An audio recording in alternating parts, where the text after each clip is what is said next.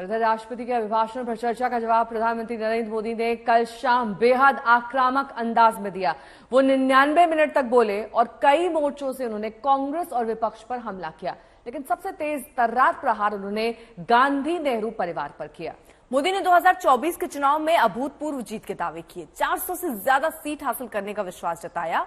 और मोदी का mind game क्या था या फिर उनके हार्ड कॉन्फिडेंस का नतीजा क्या है, आपको एक रिपोर्ट दिखाते हैं। लाल किले से भारत के प्रथम प्रधानमंत्री ने जो कहा था वो पढ़ रहा हूं, नेहरू जी ने। उन्होंने कहा था, हिंदुस्तान में काफी मेहनत करने की आदत आम तौर से नहीं है। ये न समझिए कि वह कौमें कोई जादू से खुशहाल हो गई, वो मेहनत से हुई है और अक्ल से हुई है। ये उनको सर्टिफिकेट दे रहे हैं, भारत के लोगों को नीचा दिखा रहे हैं।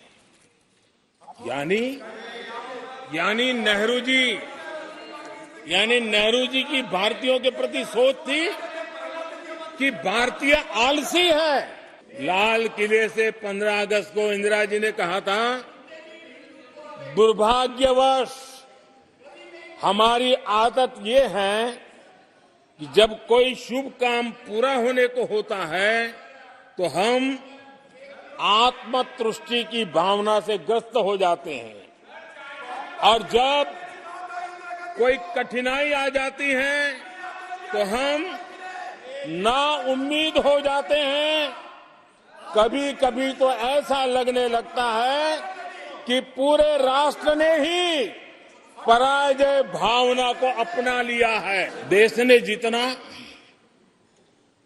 परिवारवाद का खामियाजा उठाया है और उसका खामियाजा खुद कांग्रेस ने भी उठाया है। एक ही प्रोडक्ट बार बार लॉन्च करने के चक्कर में कांग्रेस की दुकान ताला लगने की नौबत आ गई है। तो प्रधानमंत्री ने कांग्रेस समेत पूरे विपक्ष पर किस तरह चुन चुनकर वार किया, इसकी एक और बानगी देखिए। आदरणीय अध्यक्ष जी, एक कहावत है हमारे उत्तर प्रदेश में, खास ये कहावत कही जाती है, 9 दिन चले 2.5 कोस।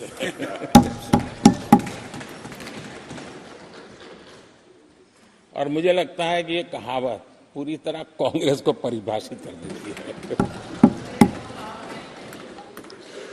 ये कांग्रेस की सुस्त रफ्तार, कांग्रेस की सुस्त रफ्तार का कोई मुकाबला नहीं।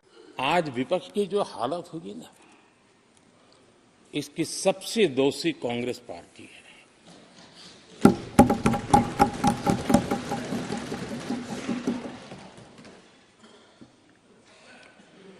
कांग्रेस को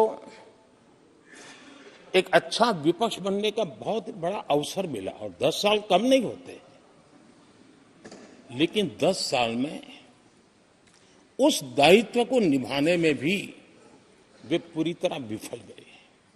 और जब खुद विफल हो गए तो विपक्ष में और भी होनहार लोग हैं, उनको भी उभरने नहीं दिया, क्योंकि फिर मामला और गड़बड़ हो जाए।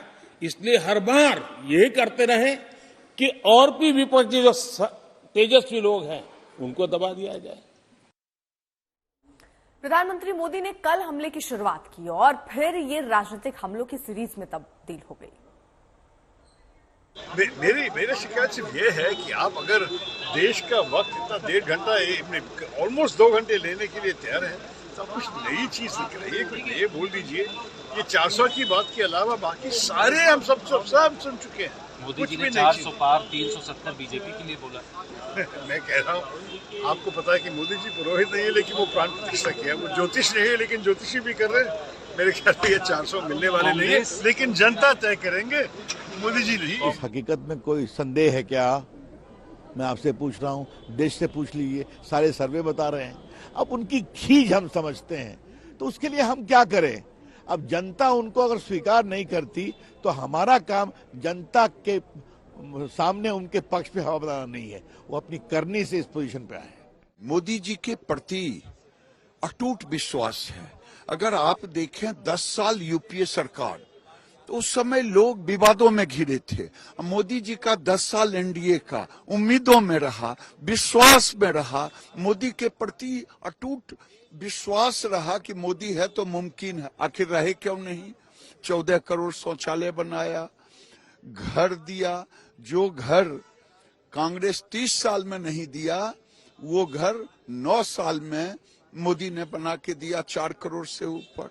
आखिर क्यों नहीं भरोसा रहे? ये अहंकार के साथ उन्होंने कांग्रेस पे बड़े आरोप भी लगाए।